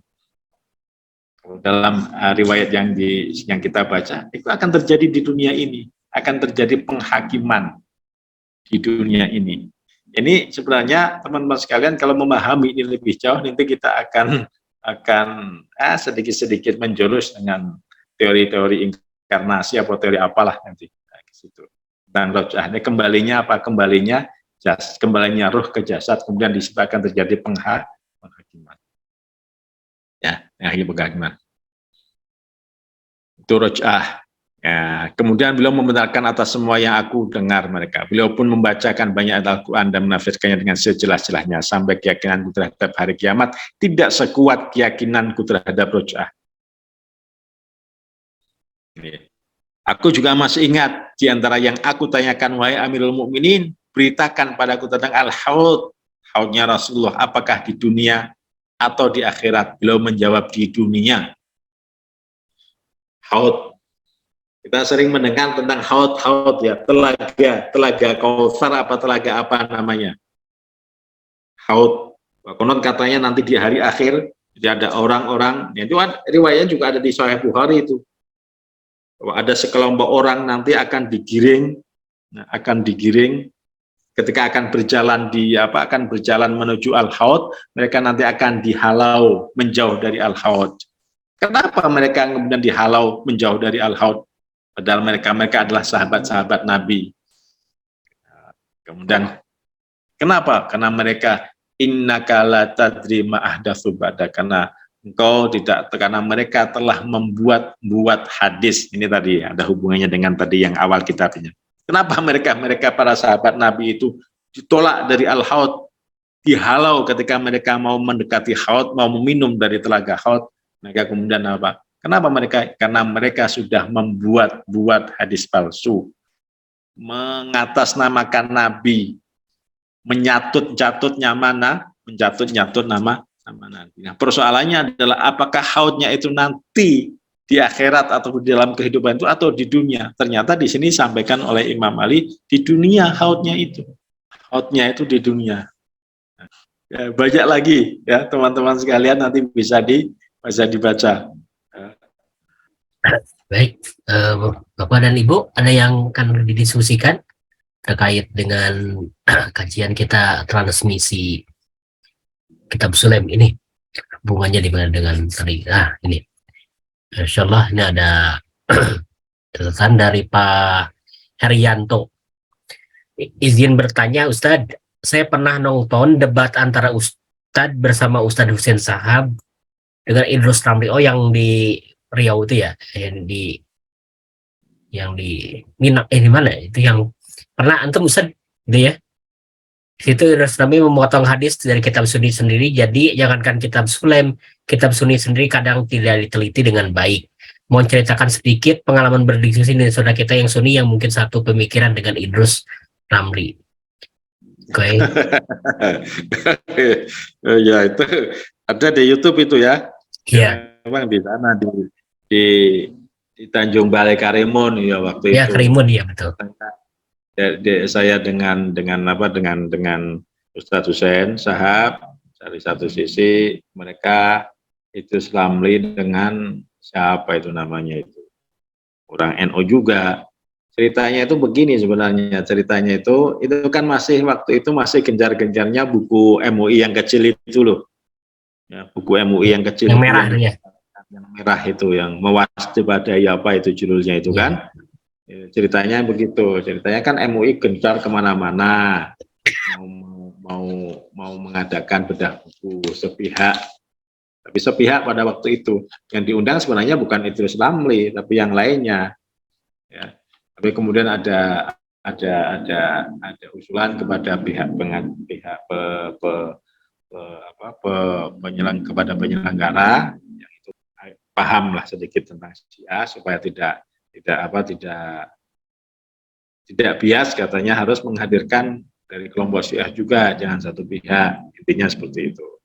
Akhirnya singkat cerita dari pihak Syiah ya saya dengan Ustadz Hussein lah, Ustadz Hussein Sahab, singkat cerita seperti itu. Ya terjadilah apa yang terjadi di sebagaimana yang teman-teman sekalian bisa saksikan. Sebenarnya suasananya sih nggak tegang. Tadi awalnya dianggap tegang, mau tegang itu sampai polisi panser segala macam ada di situ. Nah, dianggapnya mau perang. Tapi sebenarnya suasananya suasana biasa aja sih, karena memang yang hadir si NU, kalau yang hadir Wahabi akan kacau. Walaupun di antara pesertanya ada yang mengacau gitu kan, tapi itu tidak terjadi apa-apa, hehehe aja gitu kan. Ya seperti itulah. Nah itu Ramli, ya emang itu Ramli itu bacaannya banyak dia, tapi sayang bacaan dia baca letterlux. Dia hanya membaca saja kan, tidak punya alat analisa yang karena dia bukan orang kuliahan ya, orang kuliahan bukan. Jadi dia bacaannya banyak ya, dia hanya tempel sana tempel sini saja ketika membantah tentang argumentasi. Tapi ala kulihal, walaupun apapun yang terjadi ya sekali lagi itu Ramli memang dari awal memang sudah anti Syiah, walaupun anti Syiahnya tidak sebagaimana anti Syiah yang ditunjukkan oleh orang-orang Anas. Itu Ramli itu juga bagian dari mereka yang bagian dari orang-orang yang membantah bukunya Pak Quraisy yang Sidogiri itu ya. Bukunya Pak Quraisy Shihab itu apa itu? Yang Syiah Sunni bergandengan tangan itu kan? Mungkinkah? Yang kemudian ada mungkinkah bergandengan tangan, yang kemudian dibantah oleh tim dari Sidogiri. Nah, Sidogiri itu ternyata orang-orangnya Idrus Ramli yang belakangan ternyata kemudian mereka bergabung dalam NU garis lurus. NU garis lurus. Nah, tentang pemotongan hadis-hadis di Sunni banyak itu. Jadi orang-orang yang tidak mengenyam bangku kuliah ketika dia membaca kitab hadis pada umumnya ya begitu, apa adanya.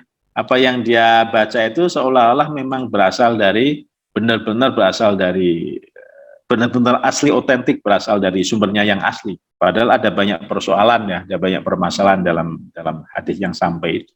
Dan itu yang tidak dipelajari lebih jauh oleh orang-orang yang, maaf ya, oleh hanya pengkaji atau pembaca kitab-kitab yang tidak dibekali dengan analisa modern lah. Ya. Walaupun dia tidak seperti anti Syiah, dia seperti Wahabi ya, yang mengkafirkan segala macam ya. Dia masih menganggap Syiah sebagai bagian dari Islam, itu sudah cukup. Tapi makanya model pemahamannya seperti itu. Jadi bisa kita petakan sebenarnya mereka-mereka yang anti Syiah. Nah, atau anti Syiah, nanti Anda yang anti Syiahnya anti Syiah model kan itu. Ada beberapa model gerakan anti Syiah itu. Modelnya itu Islamle, model Buya Yahya, ada modelnya Unida, Insis, ada juga modelnya Atian Dai yang Anas itu. Mereka hanya model terima informasi-informasi yang tidak bertanggung jawab, model-model Anas itu. Ya, semangatnya aja yang menggebu, tapi mereka tidak ada isinya otaknya itu. Ya, maaf ya kalau saya sampaikan seperti itu. Kemudian terkait kitab Sulaim ini, kitab Sulaim riwayatnya termasuk mutawatir di kalangan sahabat, tapi pengakuan dalam kitab Sulaim tidak begitu banyak sehingga menggunakan apa. Ya begini, kalau kita misalnya ilmu hadis, kalau kita setia dengan teori-teori ilmu hadis, ya kita mau setia ya, mau konsisten dengan teori-teori ilmu hadis, harusnya kitab Sulaim harus diterima. Kitab Sulaim harus diterima ya, dan harus diterima sebagai riwayat yang mutawatir. Mutawatir itu apa? Mutawatir itu kalau dia diriwayatkan oleh banyak rawi dari setiap generasi.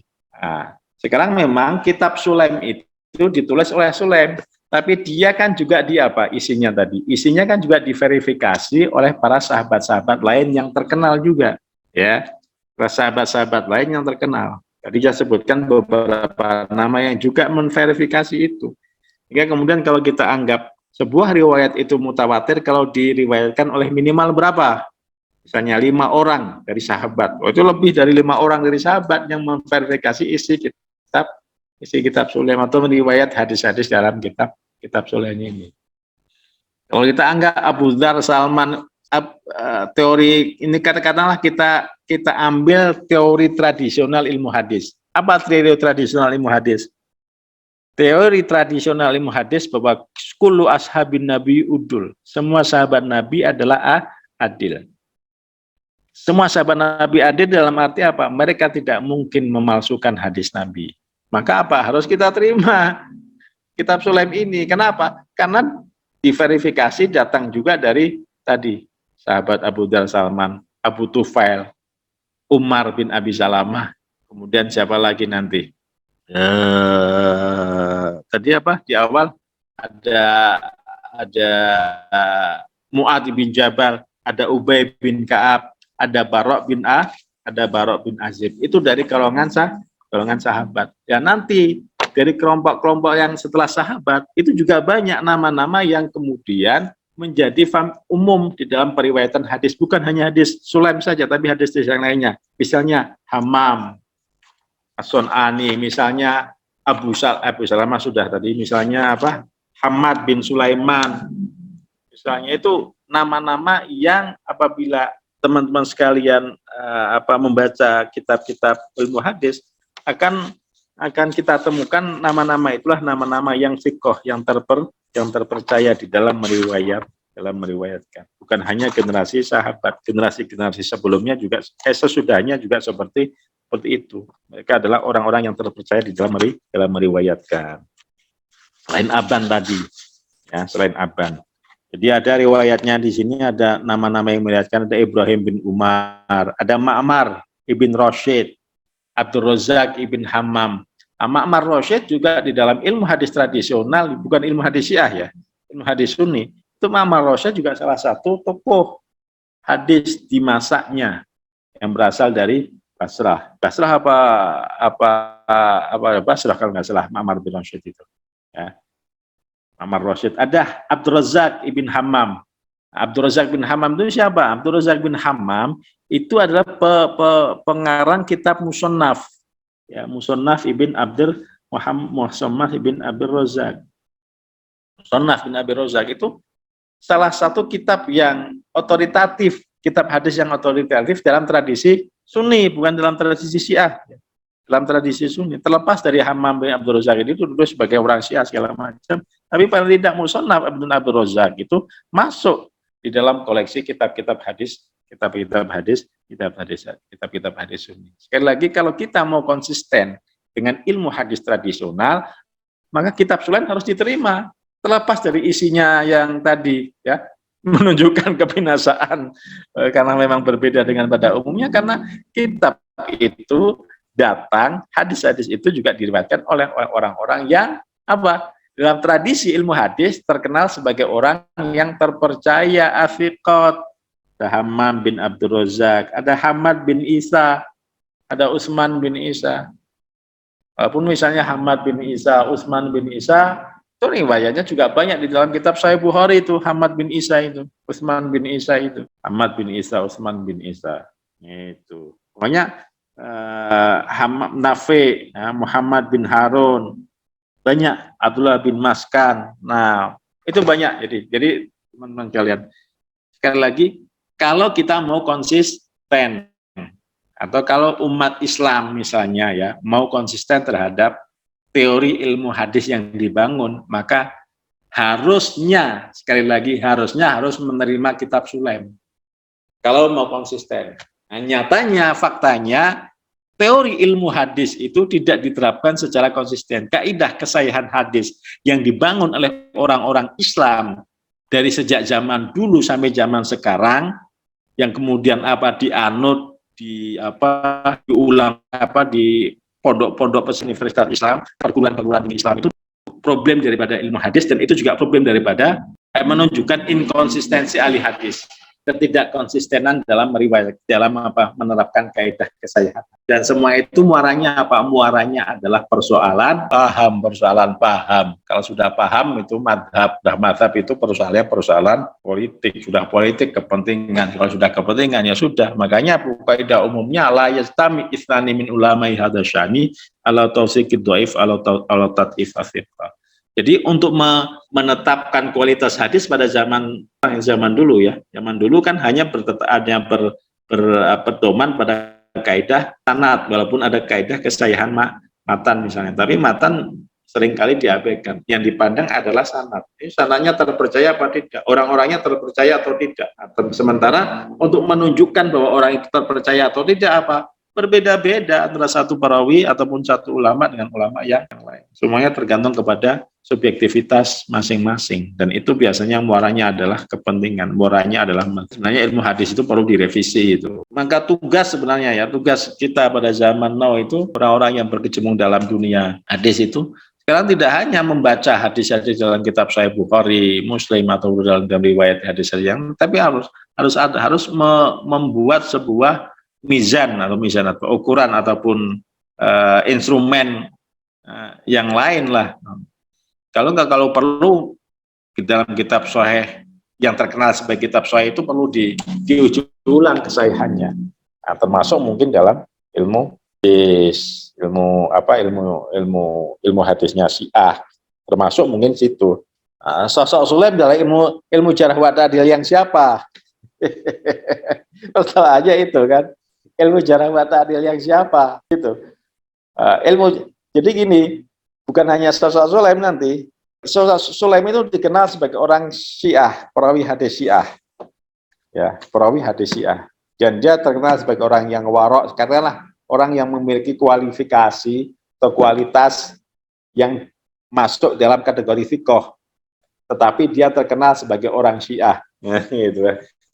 Kalau dalam ilmu hadis tradisional, orang yang terkenal sebagai orang Syiah, maka apa? Hadisnya ditolak. Maka otomatis kitab Sulaim itu dalam tradisi Sunni ditolak, Pak. Ya, dalam tadi jadi kenapa? Karena sudah dibangun sebuah teori. Ya, riwayat ahli bid'ah yang dimaksud adalah Syiah, Rafidhah, Syiah segala macam. Hadisnya harus ditolak. Meskipun sekali lagi itu yang saya sebutkan berkali-kali tidak konsisten teori itu diterapkan. Karena faktanya banyak ahli bid'ah atau banyak orang-orang Syiah atau orang-orang yang terindikasi sebagai Syiah, bukan sekedar Syiah, bahkan Rafidhiyun khabith, itu yang hadis-hadisnya diterima oleh kitab Sahih Bukhari Muslim. Itu yang artikel yang saya tulis di itu Kang Asam ingin dibagikan tentang apa rekonstruksi metodologi kritik hadis apa itu yang saya tulis di jurnal koordinat itu. Oh iya. Saya coba ya nanti coba dibagikan itu di situ saya sebutkan sebuah contoh tentang apa? Tentang inkonsistensi teori ilmu hadis dalam teori ahli bid'ah, di mana ilmu ulama jarawat tadi tidak konsisten terhadap penilaiannya mereka terhadap ahli bid'ah. Dalam satu sisi ahli bid'ah nasibi diterima, tapi kalau ahli bid'ah rafidhi kok ditolak? Harusnya kan kalau ahli bid'ah satu ditolak semuanya kan? Teorinya harusnya seperti itu. Karena di dalam kitab Sahih Muslim disebutkan Imam Muslim itu meriwayatkan hadis ya, di mukaddimah di bagian awal disebutkan hadis-hadis yang dia riwayatkan adalah hadis yang berasal dari ahlu sunnah, sedangkan hadis ahli bid'ah dia tolak. Nah, Imam Muslim tidak konsisten di dalam membawakan hadis-hadisnya dalam menulis kitabnya. Di awal dia menolak kitab hadis yang berasal dari ahli bid'ah, tapi faktanya apa? Banyak ahli bid'ah yang dia terima.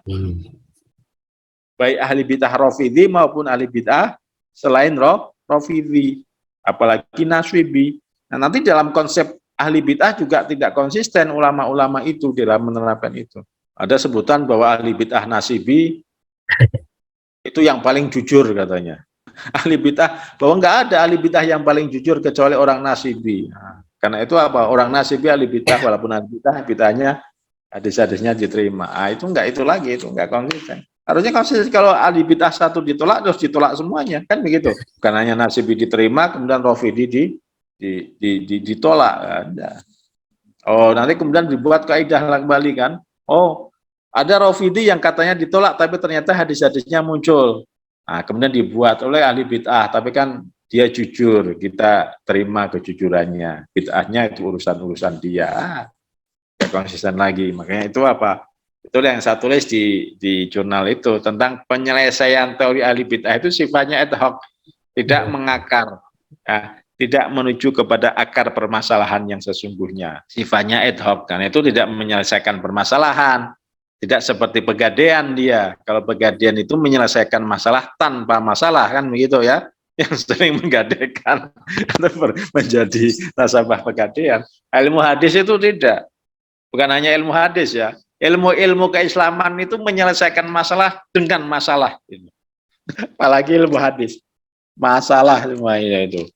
Jadi Bapak Ibu sekalian, kita ini maaf ya, kalau saya agak kasar, kita ini maaf ya, dalam tanda kutip ya, diakalin aja oleh orang-orang zaman dulu itu, oleh ulama-ulama zaman dulu itu. Makanya jangan percaya begitu aja dengan karangan-karangan ulama-ulama pada zaman dulu. Kalau kita kaji ulang itu, ya. Yeah. Itu saudara-saudara sekalian. Baik, kayaknya kita sudah sampai jam 9.17 ya. Tampaknya kita cukupkan dulu, Ustaz. Ya. Ada closing statement barangkali, Ustaz? Ya, backing statement saya. Jadi yang saya bagikan itu materi yang saya bagikan baru awal aja dari kitab Sulaim. Ya, baru awal dari kitab Sulaim. Yang nanti mudah-mudahan kita diberi umur yang panjang dan diberi kekuatan dan ketabahan serta kesabaran untuk terus mengkaji dan menyebarkan hadis ini. Karena Sulaim saja ketika membuat kitabnya ini dalam kondisi yang begitu sangat genteng. Nah, sekarang kondisi kita tidak segenteng kondisi Sulaim ini. Ya, kondisi kita tidak segenteng kondisi Sulaim, maka harus disebarkan. Ini al-haq. Qulil haqqa walau kana murron. Sekarang sudah zamannya sesuatu yang terpendam harus muncul. Ya, saya ini kalau dalam bahasanya apa? Mengapungnya batu hitam. Ya, mengapungnya batu hitam itu batu itu kan harusnya kan tenggelam ya. Kumambange watu ireng. Kumambange watu ireng. Kumambange watu ireng. Batu hitam itu kan harusnya tenggelam di air ya. Tapi sekarang itu udah zamannya untuk muncul ke permukaan. Nah, hadis-hadis kitab Sulaim yang dulu disembunyikan, yang dulu katanya dianggap sesat segala macam, yang tidak boleh diedarkan, nah, sudah saatnya untuk disebarkan. Nah, sudah saatnya untuk ditampilkan, untuk dimunculkan ke permukaan. Walaupun mengundang reaksi kegegeran segala macam, ya itu resiko harus disampaikan. Ya, semakian teman-teman sekalian. Mudah-mudahan nanti selanjutnya bisa kita kaji isinya. Ya, isinya yang menunjukkan tentang kebinasaan umat Muhammad. Sudah itu. Menarik. Baik, Bapak dan Ibu, tampaknya kita selesai dulu belajar kita tentang Kitab Sulaim, studi kita. Insya Allah nanti guru kita Ustadz Babul Ulum ada satu pertemuan lagi nanti, diperkirakan tanggal 4 lah ya, tanggal 4 Februari, mungkin pertemuan yang ke-12 ini, dengan nanti 4 Februari itu pertemuan ke-12 bersama guru kita Ustadz Babul Ulum. Nanti beliau konsisten untuk terus memberikan informasi kepada kita, terus juga memberikan analisis terhadap kitab Sulaim, termasuk juga relevansinya dengan hasanah hadis yang berlaku di hasanah umat Islam, baik di Sunni maupun Syiah begitu. Bapak dan Ibu, mohon senantiasa doaan kami, khususnya para guru kami semua, khususnya Ustadz Miftah dan juga Ustadz Rahmat Hidayat dan Ustadz Babul Ulum, agar senantiasa beliau bisa terus mengkaji, mempelajari, dan berbagi hasanah ilmu Islam dengan kita semua. Mari kita sama-sama menutup kajian kita ini seperti yang diajarkan oleh Allah Yarham, membaca surat Hud ayat 88. Bismillahirrahmanirrahim. Wa ma taufiqi illa billah, alaihi tawakkaltu wa ilaihi unib. Wassallallahu ala rasulihi wa la'aimatil mayamina min alihi wa sallama tasliman katsira. Assalamualaikum warahmatullahi wabarakatuh.